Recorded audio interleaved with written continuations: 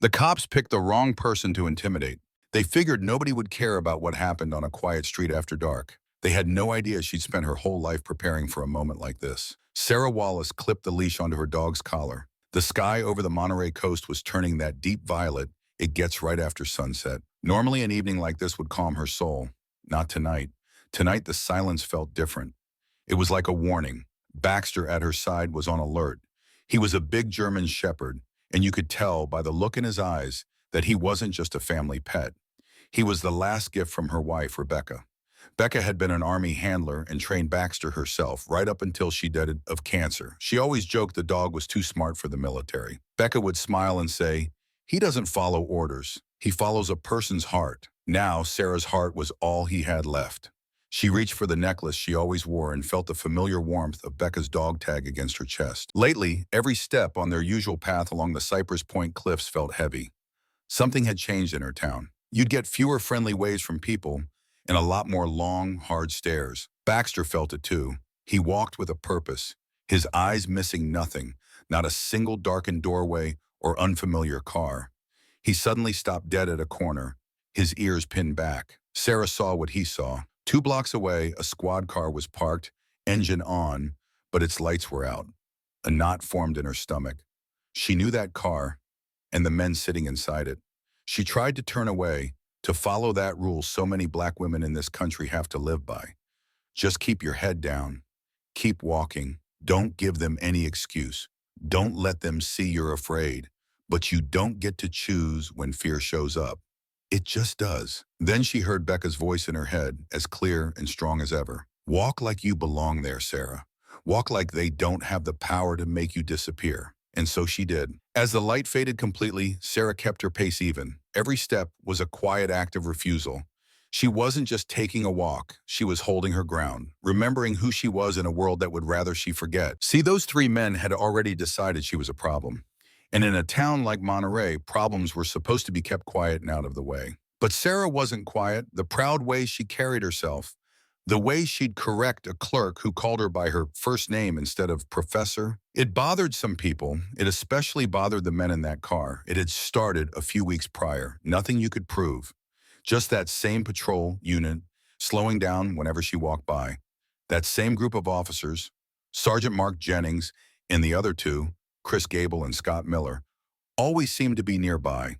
At the market, at the park, just leaning against their car, watching. They never spoke a word. They didn't have to. But tonight was the night it changed. This time, they didn't just watch and drive off. A low growl started deep in Baxter's chest.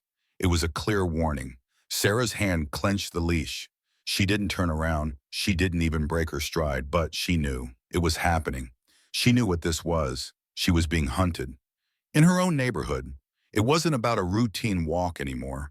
This was a challenge, a test of her right to just be here, to take up space without having to apologize for it. But what those cops didn't get, what they couldn't have possibly seen while they were watching her, was that Sarah Wallace had been in a fight her entire life. She fought for her spot in university classrooms that weren't designed for her. She fought for every single promotion, having to work twice as hard for half the credit. She fought for a marriage to a woman this country barely acknowledged.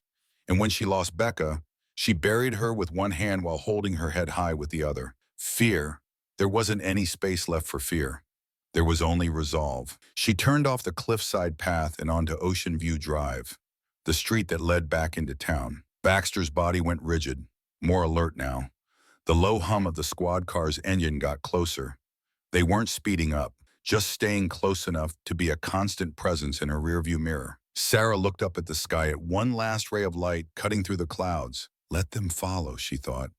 You've picked the wrong woman, and you have no idea who's watching you right back. The next morning, Sarah walked the same route, but the world felt different. The path didn't feel peaceful anymore. You could still smell the eucalyptus in the air and hear the ocean, but there was something else now, a sharp, sour feeling that stuck to you. Baxter walked a few steps in front, not tense, but listening. He was reading the air in a way she never could. Sarah's hand tightened on the leash, her other thumb rubbing over the cool metal of Becca's dog tags. They felt heavier today. Sleep hadn't come easy. Every little sound in the house had her sitting up in bed, her heart pounding. But she got up that morning the same way she always did, with her dignity. It was the one thing no one had ever managed to take from her. As she turned onto Grove Street, she saw it. The patrol car. This time they weren't trying to be subtle. They were parked right across from the little cafe, angled in a way that felt like a barricade. Sergeant Jennings leaned against the car, sunglasses on, even though it was overcast. Chris Gable stood nearby, pretending to look at his phone, but his eyes kept flicking up. And Scott Miller was leaning on the hood, lazily tapping his baton against his hand. Sarah just kept walking, her chin up. "Morning, ma'am," Jennings called out, his voice dripping with fake politeness. She didn't stop. "Officers," she replied, her own voice calm and even. "Walking that big fella again, I see you," Miller added with a smirk. "You sure he ain't too much for you to handle?" Baxter's head turned slightly, picking up on the insult in the man's tone. Jennings took a step away from the car, his hand resting near his belt. "That's a good-looking dog. What's he trained for?" Sarah finally stopped. She turned to face him fully. This wasn't just intimidation anymore. This was a performance. "He's trained to protect," she said, looking Jennings straight in the eye, "and to recognize danger when he sees it." For just a second, she saw something flicker in his eyes, a crack in the confident mask. He recovered fast, putting that smirk back on. "You know," he said, his voice casual again, "we've actually had a few calls. People in the neighborhood getting nervous about a big dog like that." "He's on a leash, Sergeant," Sarah stated plainly, "as the law requires." Sure, but perception is a funny thing, isn't it?" Sarah tilted her head. "Are you giving me a warning, Sergeant Jennings?" He gave a small shrug. "Just looking out for the community." "Are you?" she shot back, her voice suddenly like ice. "Because from where I'm standing, it looks a lot more like you're just trying to make sure I know you're watching me." The smile vanished from his face. He just stared at her for a long second, then stepped back. "Enjoy your walk." She turned and walked on. But this time, Baxter stayed right by her side. As she rounded the corner onto Pine Street, a woman pushing a stroller saw her coming and immediately crossed to the other side of the road. She didn't make eye contact, didn't offer a smile. Nothing, just distance. The town that had once felt like home was getting colder by the day. The poison was spreading.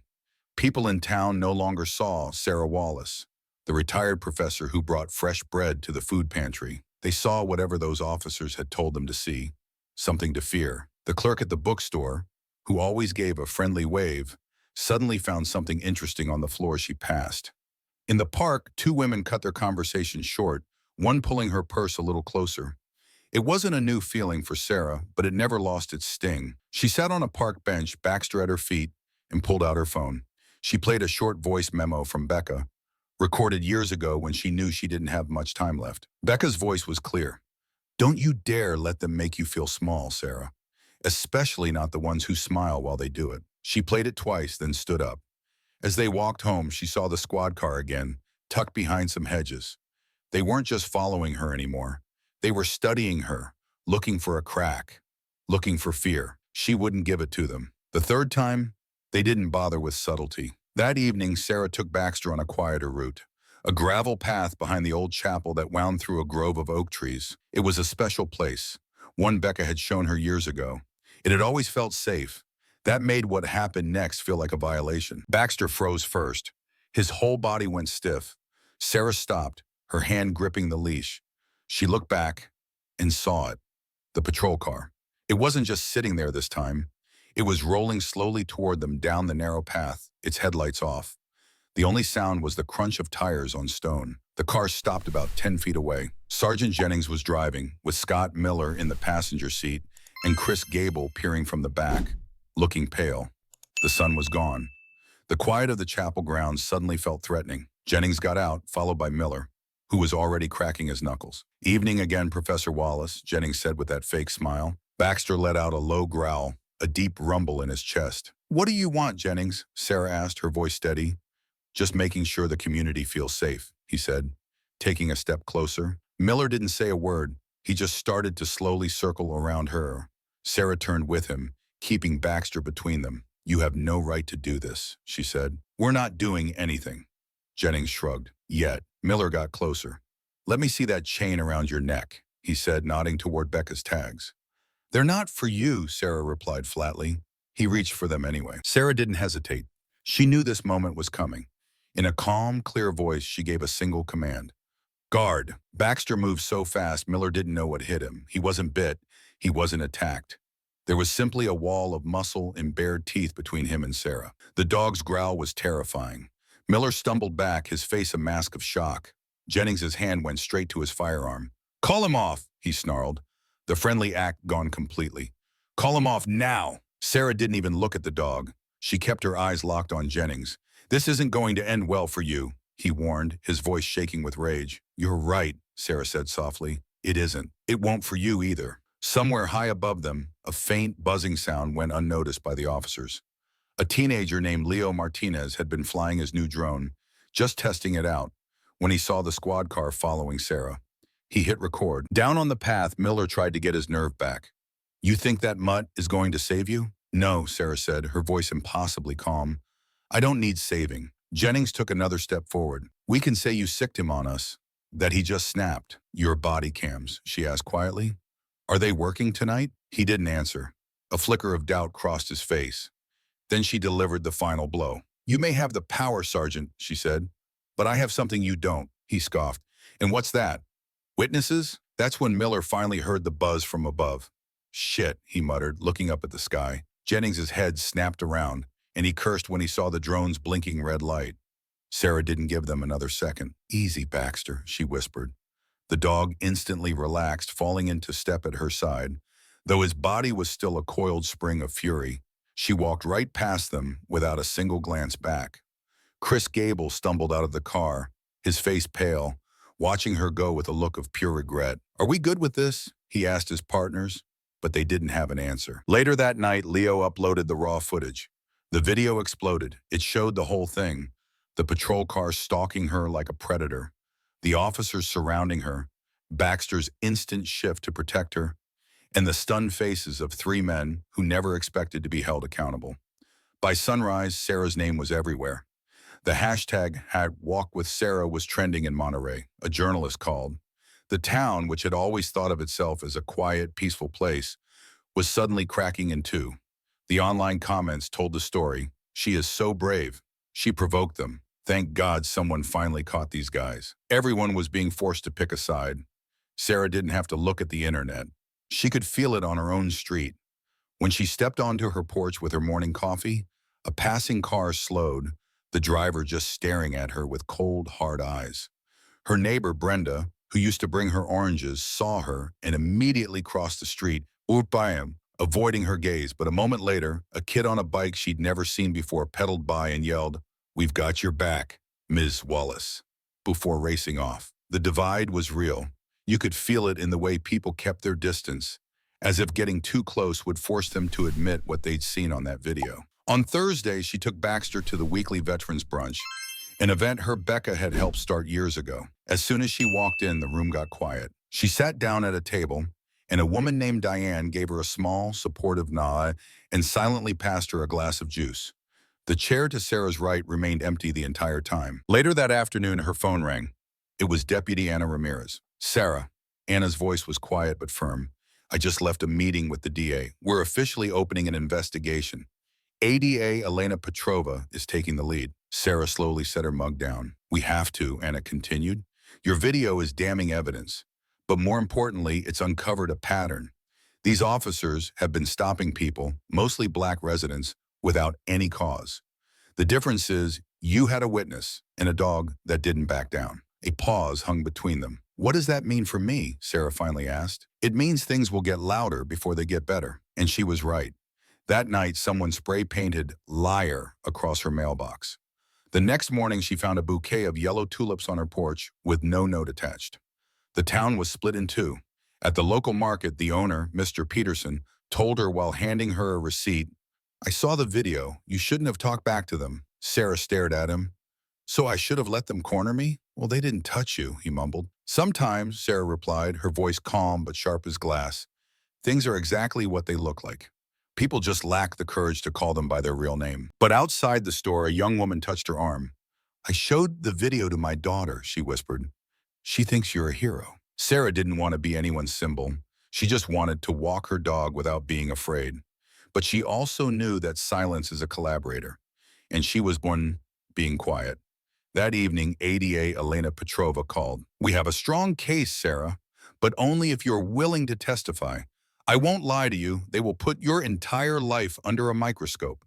They will question everything, your memory, your motives, your character." Sarah didn't hesitate for a second. "I'm ready." And the prosecutor didn't lie. They dug.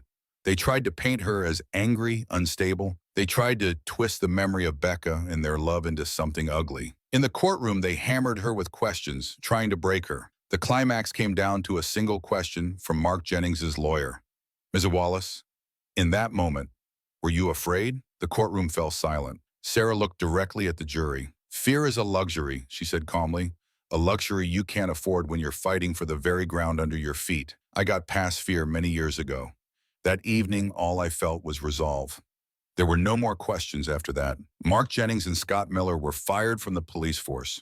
Chris Gable resigned and testified against them. It didn't change the world, but it changed their small town. The air felt cleaner. He touched Becca's dog tags on her neck. They didn't feel heavy anymore. They felt warm. Sarah looked at Baxter, walking calmly by her side, and for the first time in a long time, she felt not just resolve, but peace. She hadn't won a war, but she had won her peace, and that was enough.